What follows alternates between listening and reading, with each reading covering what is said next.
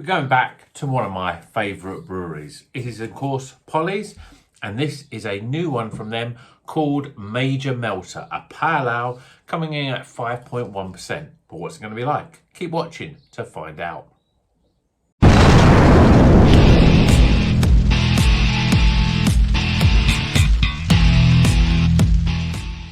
Welcome back to Rocker's Beer Review. Yes, we're going back to North Wales and to Polly's. One of my favourite, probably could be my favourite brewery. Very consistent, produce lots of different beers. I've said it before in other videos, but if you go on the Polly's website every Friday about lunchtime, 12 o'clock, you'll probably see, they'll release 2 or 3, maybe even 4 new beers every single week. All with great, unique artwork, which is always really good. Pale ales, double dry hop pale ales, IPAs of various types, double IPAs, they've done triple, quadruple IPAs, occasional stouts, occasional sours, even occasional lagers. So they do pretty much everything, and they're a pretty small brewery, but they are a force to be reckoned with, I think, on the craft beer scene, and as I say, one of my favourites. Make really consistent beers, but I'd like to drink more of them, every single release, but there's just too many. But I picked up this one. This is pretty much a brand new one. I'll say brand new. Probably came out 3 weeks ago, so they've had 12 new ones since then. But it's called Major Melter, Pale Ale, 5.1%.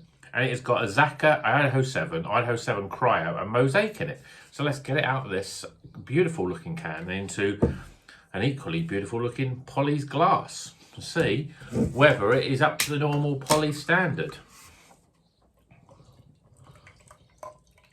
Certainly looks the business already.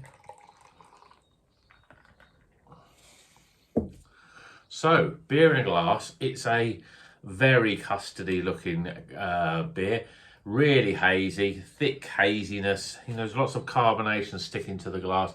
Very compacted, 2 fingers, white head. And already I can smell the aroma. Oh, it smells great. Real sort of sharp lemons and lime, and there's mango, and there's a bit of pineapple and grapefruit. We've got papaya in there, we've got guava. Oh, it smells really good. I mean, for me, Polly's, I think their pale ales are definitely one of the best out there, because they make them like this, really thick and creamy, almost like an IPA, full of flavour. And this one's no different. So let's see if it tastes as good as it smells. Cheers, everyone.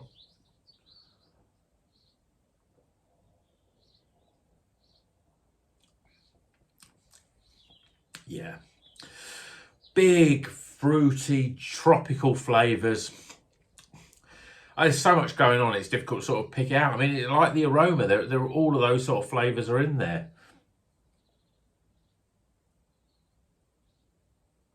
Mango, pineapple, grapefruit, guava and passion fruit and papaya and a little bit of melon in there and gooseberry. It's got almost everything in it. I mean, it's so full of flavour. I can't sort of emphasise how much. I mean, you think of some pale ales that you have at 5.1%. They can be sort of very bland almost, but this has got more flavour in than most IPAs. It's a really great pale ale, and it's 5.1%, so it's a lot more sessionable than sort of your 6.5% IPAs. But there's certainly no drawback in terms of the flavour, because the flavour's there, the body's there. It's got a soft, creamy mouthfeel. As I said, I think that for me, it rounds off really nice as well. With all that tropical juice right up front, you're thinking, where's it going to go from there? But it just hits with a nice sort of sharpness of lime and grapefruit, really on the sort of back end. It just sort of rounds the beer out. Really, really gives it a good balance. In my opinion, it's one of the better pale ales that you can buy, and this is just one of many. As I say, there'll be probably nearly half a dozen more since this one came out for pale ales. I think the pale ales and double dry hop pale ales are really good at that sort of, anything from 5 to even up. They get up to about 5.8% for some of their double dry hop pales. Really great body. They really know what they're doing in terms of brewing, and this is just like all their other stuff. And I've got to say that they are very, very consistent. When you think of breweries like knocking out at least 3 beers a week, so that's 12 different beers every month, you think, there's going to be some dodgy ones in there, isn't there? No one can keep the consistency up. But although I don't drink all 12 of them every month, or however many they release, I very, very rarely have hit one that I just haven't liked. I mean, yes, I probably, if I had a style like a stout that I'm not a massive fan of, or more of a West Coast, maybe I would stumble. But certainly their pale ales, their juice, this is what they're famous for. They're juicy, hazy, creamy beers. That's what they're famous for, and that's what they do so well. So I've waxed lyrical enough about this. Let's get some scores.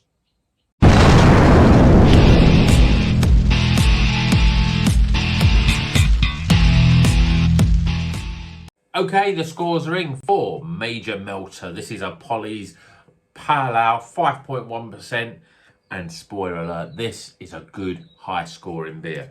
Firstly, aroma. Well, as I said, as soon as I pop the can, very sort of reminiscent of a lot of Polly's. You get that aroma as soon as the can's open. But when you pour it and put it to your nose, you're in with a real treat of tropical fruits, citrus fruits. You've got just about everything in there on the tropical side, and you've got all the sort of lemons and limes and grapefruits on the sort of citrus side. The only thing that's missing really is I wouldn't say, there's a bit of mango in there, but I wouldn't say it's like really strong on the stone fruits, and it's not got sort of an orange sort of aromas to it. But apart from that, you think of any other fruit, it's in there. I mean, even the stuff that you more associate with the sort of New Zealand sort of hops, like your gooseberry and melon and kiwi and that sort of stuff, and guava, that's all in there as well. Lychee, all those aromas are in there. Smells really good. I'm giving it 16 for aroma. And again, this is a pale ale. I mean, some pale ales you can have, and it's like you're lucky if you get a slight citrusy note. This is a cracking aroma for a pale ale at 5.1%. So 16 for aroma. Appearance, equally as good. Beautiful colour, thick and creamy looking, a nice sort of, you can see that nice retained head there. I think for a pale ale that looks really, really good. So I'm giving it 9 out of 10. Flavour. Well, it doesn't disappoint on the flavour. Like the aroma, it's a real tropical mixed bowl of just about every tropical flavour you can really think of. But it has a really soft, creamy, light sort of mouthfeel, makes it, and it's 5.1%. It almost, you think, how can it be how much flavour in it for such a sort of, fairly low ABV? It's got a lovely, with all that juice though, it has to go somewhere, and it does, with a nice sort of sharpness of lime and grapefruit on the back end. A really nicely rounded out, balanced pale ale. And it's one of the best pale ales, certainly up there with some of the top pale ales that I've had. So I'm giving it 35 for flavour. Value for money. Well, with all this stuff that I'm saying is great, you think, oh, well, Rocker, that must be about six quid can of beer. This was just £4. £4. Yes, it's a pale ale. You usually pay a little bit less for a pale ale, but £4, the supermarket beers are getting to £3.50 and £4 at the moment. And I think the fact that you can buy this directly from the brewery for just over £4 is really good value. I'm giving it 9 out of 10. Am I over experienced? Well, it's going to be a high score. I'm giving it 16 because I think for a pale ale, it ticks every single box. It's light, but it's still got a really sort of good, smooth, creamy mouthfeel. It's got all the flavour and juice that you want from any sort of beer, basically. And then it's got a really nice sort of soft bitterness with that grapefruit and lime on the back end. I think it's a really good pale ale. And as I said, a lot of pale ales from Polly's are good. For me, it's what they do the best, I think. I mean, the IPAs are really good, and even their doubles and triples and quadruples. I haven't had some of those quadruples, but everyone raves about them as well. But for me, I really think that if I was looking for a pale ale, they would be definitely my go-to brewery, because they're very consistent. They do them very, very well. Obviously something to do with their brewing techniques. So a lot of time they brew the same sort of beer, but they do it at IPA, Pale Ale, etc., at different levels sort of thing. And they really keep the flavour all the way through that.